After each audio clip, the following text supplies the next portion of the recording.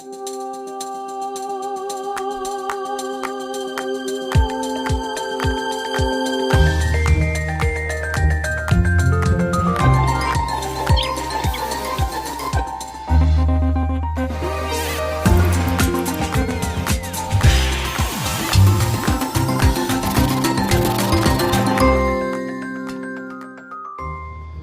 and welcome to Gardening Australia.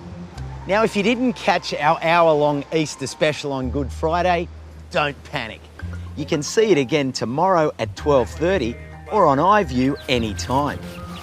Today, we thought we'd take you back to 2013, a special episode where we looked into Australia's incredible diversity of plants and cultures, from the Tiwi Islands in the north to Tassie in the south. Next week, we'll be back to our normal program. But for now, sit back, enjoy, and happy Easter. Now, we may live on the largest island continent in the world, but our country is made up of over 8,000 smaller islands. And it's a few of these islands that we're going to focus on in this week's show. From the Tiwis to Tassie, we'll be looking at how the isolation of islands creates unique cultures. Here's what's in store. Clarence and I are on the Tiwi Islands, dropping in on an arts and crafts centre where plants are key to the artistic endeavours. Oh, just a little bit of a jig and out it came. We'll also be visiting a farm that is helping the Tiwi Islanders become more self-sufficient in fresh produce. And Tina will be visiting a garden of a very different kind, off the shores of Tasmania. Sea plants are important. They produce half the world's oxygen for starters, and with its geographic isolation and proximity to Antarctica, Tasmania has evolved a wonderful diversity of them. Check out this amazing beach. It's Melville Island, which is one of the Tiwi Islands, and we're about 80 kilometres northwest of Darwin. And who better to join for my journey around this place than Clarence? Mate, what do you think? What a beautiful place, Costa. It's great to be here, and I'm really looking forward to learn a lot more about the Tiwis. Mate, like most people, I've never been here, I know nothing about it, so let's get a little bit of background. The Tiwis are made up of 2 main islands and a handful of smaller islands, and together they're a whopping 8,000 square kilometres in size. Bathurst Island is the smaller of the 2 main islands, and it's famous as the host of the Tiwi Islands Football Grand Final. Every March, this amazing event draws hundreds of fans from all over Australia, keen for some of the most energetic footy you're ever likely to see. Melville is the larger of the 2 islands, and in fact, it's the largest island in Australia after Tasmania. The Tiwis really are a unique part of the world, and their isolation as islands has allowed the development of a unique Indigenous culture as well as plants and animals. If this coastline is a taste of things to come, then I'm hooking my box trailer up and joining you for the journey. Look, we're going to have a great time, Costa. This is a really unique culture. People of the Tiwis, they have an unbroken occupation and custodianship for thousands of years. Now, there are 8 traditional landowner groups, and Tiwi translates to we the people. So we're going to have a great time, and I haven't even mentioned the footy. Well, first up, we're heading over to a college which is doing amazing things for the Indigenous kids here on Melville Island. This is Tiwi College, which is a Tiwi-run boarding school that's tucked away in the bush at Pikataramore, about an hour's drive from Millikapati. Oh, g'day, brother. How are you? I'm Clarence. Hey, Clarence. Hey. Good. How are you? I'm Costa, Marius. Hey, Costa. Good to meet How you. are you? Good. Real good, real Likewise. good. Marius Purantatamiri is a founder of the college, so this place and the education of Indigenous kids has a special place in his heart. Marius, how many students are here in the college and how's it all set up? Well, the college can hold 66 students here, but the college also has taken the initiative to take extra students here because of the need. And the setup also is that there are family group homes. They have about 12 beds in each family group homes. And how does the family group home work? The kids live in there for the week? They live in there, they eat, they do their own help with cooking, and you would notice some gardening as well. So you're looking at a very holistic approach to the education. So it's not just what's happening in the classroom, they're getting life skills as well by the sound of it. Absolutely. They're being introduced to gardening and other skills such as becoming a leader in communities. So these teachers and family group home parents are introducing these students here to a whole range of things. So pretty big setup here, Mario. So what's the layout? It is. The admin building is right in the center of the small community. Accommodation for staff, and there's a library which has recently been opened. There's a classroom, an art center, and a footy oval, and also there's the Matthew Hayden garden, which has been running for a few years, and it's great because these kids in the garden, these students, learn about what it is that they're planting, about the vegetables that they're growing. So really aiming for self-sufficiency. Oh yeah, it is. It's heading towards that way. So it's wonderful. We'll be back at the college a little bit later to find out about a program where the students are learning about land management to ensure their future. But now we're going to hit the road and head to the big smoke, Milakarpiti. Milakarpiti is on the northern coastline of Melville Island. It's got a population of about 450 and it's made up of 3 settlements. But the most important thing is that it's a real cultural centre. Yeah, look, I can't wait to meet some of the artists because I've heard a lot about how they incorporate native plants into their work.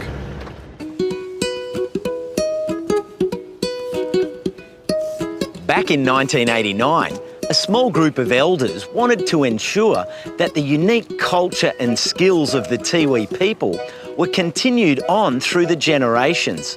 So they established the Jilamara Arts and Craft Association as a creative haven for artists on the island to work together. G'day. Hey, Costa. Good to see you. Good to see you, Pedro. Welcome to... Pedro Wanameri is a senior artist and he's been at Jilamara since he was 17.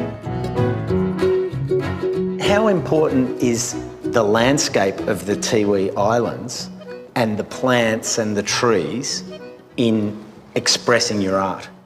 To my art, and the land, and the trees, and the beautiful flowers that we have on the island, the pandanus that we collect, the dyes that the ladies collect.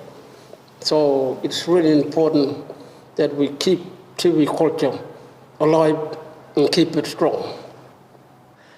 I noticed that the ironwood and the bloodwood are so important in the totem making and the carving.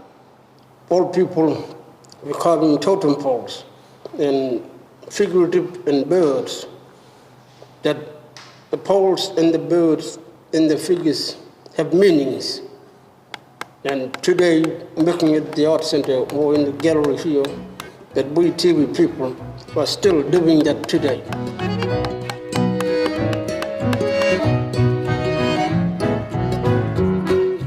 One of the unique features of Tiwi art is that paint is often applied with a comb. So you don't use a brush? No, we don't use a brush. We're different than those people in mainland. Call a comb. This is some of that ironwood, yeah? Yes, It's very hard, like you long, say. it lasts. It's got a life, it is. It lasts longer. You can drop it if you want, you know. No break. No one break. Yeah. And you're working with canvas today, but you normally work on bark? Bark, yes. It's hard to get because you have to follow the season to get it. Ah, so there's only a certain time of the Yeah, season? certain time of the season. Ah, what's the preferred bark up here? Ironwood really lasts longer.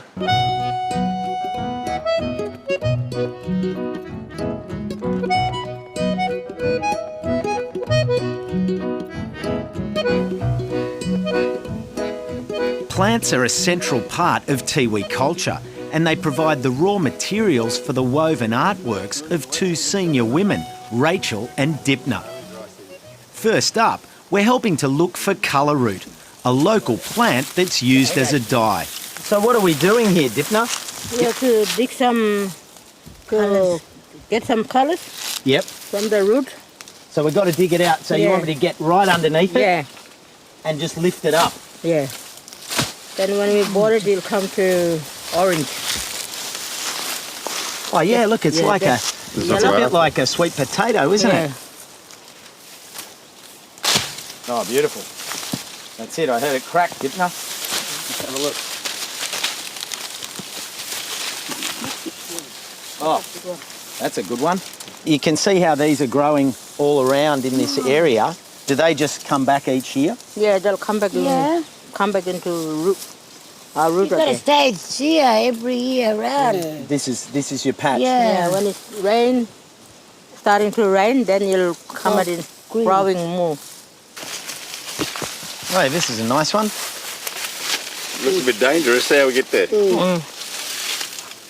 So what's the? So how do you start, Rachel? Where do you begin to harvest the leaves? We just pull them. This one? Hang on. The macharis one, we just pull it, grab like this. Then we just grab it from inside. I see why you wear the gloves, because all the spines on the side there, they're very sharp. Yeah. Some of them we have to pick apples because some of them spider live there. Oh, just a little bit of a jig, and out it came. So is that it for this one, or can you get another couple? No, that's all. In the That's middle. it. Yeah.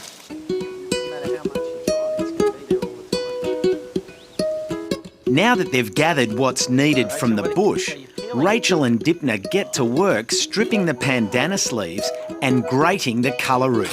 What are you using there to scrape? That pull Mud mussel. mud mussel Scrape it. to scrape them. Colour. So you don't need to sharpen that up, just as is. Just take it and Mussel, scrape it off, yeah. Make it more easy. Mm-hmm. This one. And there's that, no, you don't use all the root, yeah? When you get down, only get down to this far, this bit no good. No good. You just throw it away. Yeah. And what process? What are you doing with it at the I'm gonna moment? get this one. So you sort of Yeah. you're peeling it Yes. just like that in half. Yes. Oh wow! Look at that. As the root is boiled with the pandanus leaves, it produces different dye colours, from yellow and orange through to deep red and brown. We just leave it like that for a couple of, 10 minutes.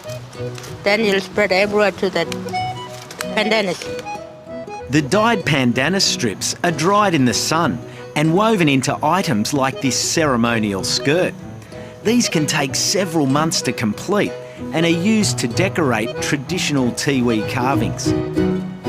What a fantastic example of how plants are an integral part of everyday life and how they're embedded into Aboriginal culture. Yeah, I mean, they surround us, they support us, but I think best of all, they've got the power to amaze and surprise us. Much like the plants that Tino's discovering on an island way down south.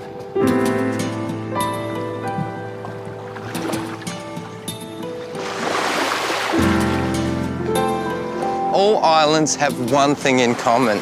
They're surrounded by water. And today we're focusing on what's growing in the water, a garden that most of us will never have, the one that's under the sea. Sea plants are important. They produce half the world's oxygen for starters.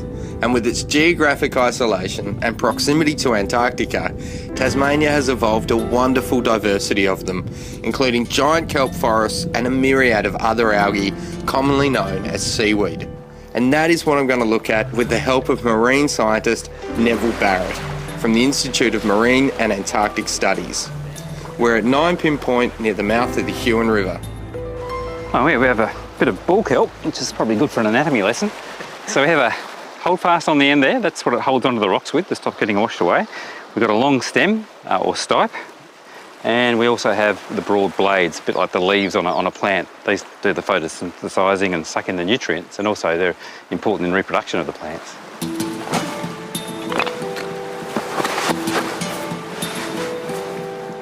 This is a bit different for Gardening Australia. So you've done a lot of diving around this spot, Nev? Yeah, no, for many years now, both from a parent shack, just around there at Ninepin Point, the end of the beach. Yep. And then since it was a marine park, so we've been tracking the changes in the plants and animals through time, just to see how much they do vary. What's the importance of this reserve? Why is it here? They help us understand what the human impacts are on our coastal systems, being that overfishing or pollutions from a range of different factors, and really act as time machines to go back in time and see, what the area was like before humans came along and started to change that marine environment. They certainly believe that land plants evolved from the algae, particularly from the green algae associated with, I think, fungi along the way. And there are basically two types of algae. To start off with, there's the microalgae, the phytoplankton, and they're very small plants drifting along in the oceans, and they create the vast majority of the food that's out there in the ocean. They underpin the whole food chain. Not only that, they're really important for producing oxygen and for converting carbon dioxide to oxygen.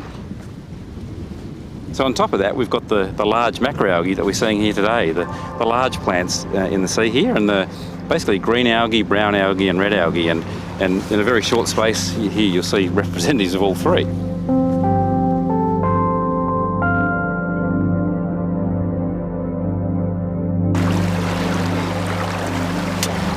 So let's go get changed. Good plan, I reckon. Go and warm up, eh? Of course, normally you're not allowed to collect material from a marine reserve, but because of his scientific work, Neville has permits. Starting off in this sort of side of things, we've got a range of green algae. In the middle, we've got a group of the typical brown algae, and over this side, we've got quite a few species of the red algae that are really characteristic of the area. And quite a remarkable diversity of reds at this location. And the reason for that diversity is essentially because the Huon River, which flows out here, is very strongly tannin dominated. So tannins from the peats inland flow out to the sea here, and very much like a very strong cup of tea being poured down the river. And that sits as a layer over the top of the clearer salt water below, acting as a light filter. Essentially, that light filter discriminates against the brown and the green algae, which just really can't grow at any depth here at all. But there's enough light in the right wavelengths for red algae to grow that they grow like crazy, not having to compete with the browns and the greens. And that combination of the calm environment and those different light levels and lack of competition just meant that red algae have flourished. And we have here one of the world's greatest hotspots of algal diversity, simply because of that. Now, one thing I do notice about these is a lack of roots. That's right, they don't need roots, they don't need to get down into the ground to dig up water, they're bathed in water all of the time. So they're naturally surrounded by it. And the same for nutrients, they don't need to pull nutrients out of the soil because the nutrients are in the water itself. So unfortunately that's what makes them vulnerable to the kind of changes we're seeing at the moment. We're seeing an increased East Australian current flow on our northeast coast in particular, quite a degree of warming of those waters, and also a real decline in the amount of nutrients that are there. Subsequently, a lot of the plants that are vulnerable to those sort of things are dying out, particularly the giant kelp that's pretty much disappeared from northeast and eastern Tasmanian waters now. Whether on land or sea, ecosystems are incredibly finely balanced. Small changes can be devastating. The same warming conditions that have led to the decline of the giant kelp have brought with them in the stronger current flow from New South Wales the larvae of a long-spined sea urchin, which is a very voracious grazer on algae. So basically you end up with the kind of complex algal-covered rocks that you see out here end up being completely stripped back of algal life, and they end up a bit more like the rocks on the foreshore. With the loss of large areas of seaweed, like the kelp forests, is there hope? Absolutely, I think. That's half the fun of being a marine scientist, really, trying to understand those kind of changes and problems and the interactions we have with them as humans. We know that by restoring top predators, such as the large lobsters, we can reverse a lot of the problems that we're seeing. We just need to sort of start to work to restoring those predators. In the end, ultimately, we just want to manage those biodiversity values for future generations. Melville Island's a beautiful place, but the biggest thing about islands is isolation. So everything here has to be either brought in by plane or barge unless you collect or grow it yourself. That's right, Costa, and that's exactly why we're here. We're here to check out a farm and nursery run by the Tiwi people. Here's the crew. Hello. Hello. Hey, how you doing? I'm Clarence. Rowan. Oh, I love it. I love it when you've got the names on the shirts. It's cheat notes for me. Jules, how are you? Good, man. It's great to be here. Want to show me around? How big's the Miller Carpety Farm and Nursery was set up back in the 1990s by the Tiwi Land Council, and it covers about 2 hectares.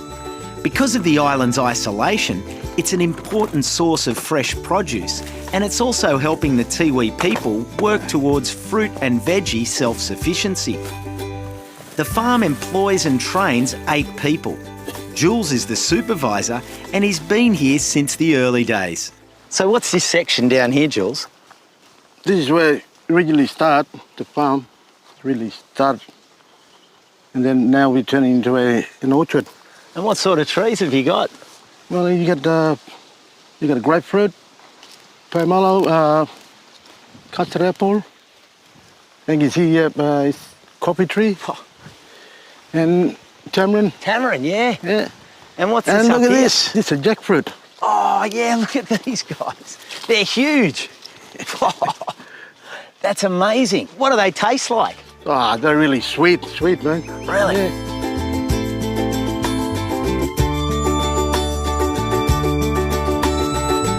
Now, we're here at the front of the farm, Jules. When we drove in, I noticed that you've got the veggies over here and this part of the orchard. What have you got? Oh, we got bananas here in this row. This soil, having a closer look, it's really nice. I mean, I can get my hands in there. Yeah. Do you do much to it? Oh, yeah, we put some lime on it and, put a lot of water on it. Yeah, I mean, it's sandy, but there's a bit of loam. It's got good colour. Yeah. And it still holds together nicely. It's nice and silky and sandy and, Yeah. The bananas seem to be liking it. Yeah. Propagation is important because it's the only source of new seedlings for the farm and other gardens on the island. Rosabelle runs this section. How did you come to get involved? You obviously love plants, looking at how many you've got here. When we were kids, to help Mum and Dad to go out, get bush tucker. And So you've carried that on through here? You're Yes. propagating a lot of the native species from on the island? Native plant seed is collected from wild plants and sown into a sharp, sandy mix. So we've got a fairly good array of seed here, Rosabelle. What are we looking at? I'm looking at cycads, billy goat, bush berries, bush pumpkin, and pandanus. Pandanus, they don't need to be fully covered, eh? You can just sort of sit them in there like that? Just like that, yeah. Yeah. I don't know about you, Rosabelle, but I find it very relaxing when you're doing things like this, yeah? Yes, the wind blowing. Yeah. Nice and cool under the big mango tree. Yes, very nice. Cool. Using traditional Tiwi knowledge and modern farming methods, everyone is working hard to ensure the island has a healthy supply of seedlings and fresh produce.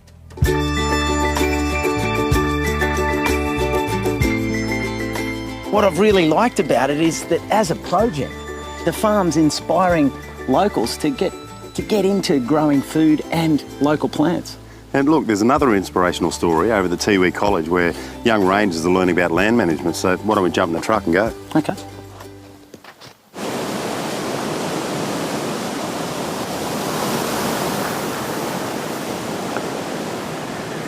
Costa, this landscape is unique. Many of the plants found on the Tiwi Islands, they're found only here, nowhere else on Earth. And the thing is, just because it's isolated, it doesn't mean that it's immune to the pressures of climate change and changing land use. The Tiwi Land Rangers are working with the senior boys at Tiwi College, taking them out into the bush to teach them about land management and help them better understand the changing climate. Collect anything in this square, okay, all them leaves there, I'll get you to put it in there. Willie Rioli is in charge. I supervise or mentor 6 land ranger guys. So we're with the Conservation Land Management team, and and ranger program, and we basically look after the land and make sure there's food, and there's animals and there's medicine, bush medicine that's still available on the Tiwi land. The Tiwi Land Rangers have been working with the CSIRO to measure and record the effects of fire, which releases greenhouse gases into the atmosphere. They're finding that by burning early, when everything's still a bit green, the fires burn cooler and slower and are better for the environment. We get a measurement of, whether it's like, say, for example, this one here would have, I suppose, no fuel because it's still a little bit green. But if it's dead like this, it'll have a fair bit of fuel we gather. We're trying to educate our people in terms of burning about June, July, which makes, letting less carbon into the atmosphere. So that's the whole idea, just basically changing our people's way of trying to do early burn. Do you like coming out into the bush? Yeah. Yep. Yeah? Yep. What do you like about coming out into the bush? Great. Good, quiet, and good to work with the rangers. Getting out of class and learning some new stuff with the rangers is pretty good. It's not just about how to look after the land, it's about also looking after themselves and when they're out in the workforce, and having their family of their own one day, and just basically learning how to sort of live life more or less. Back at the college, the senior girls are also studying the effects of a change in climate by building a model of the Tiwi Islands to better understand what might happen as sea levels rise. So some of your fishing areas might be in danger as more salt water comes into those fresh areas. Vanessa, do you know where it was? I think you're closest, so Cassie, in that area.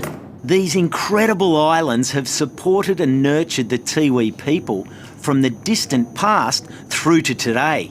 And now the next generation is facing the challenges of the future. So that area might get flooded in the future a bit more.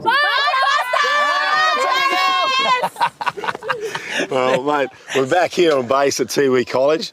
The kids are heading back to community after a long week of school, but I've had an absolute ball. And after our week here in the Tiwis, I hope you've enjoyed our special, and we'll see you next week. See you, girls. See ya, everyone. See ya. Next time.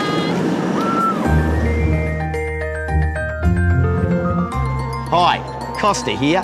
If you've missed an episode of Gardening Australia, catch up on ABC iView or go to the Gardening Australia website. It's too easy.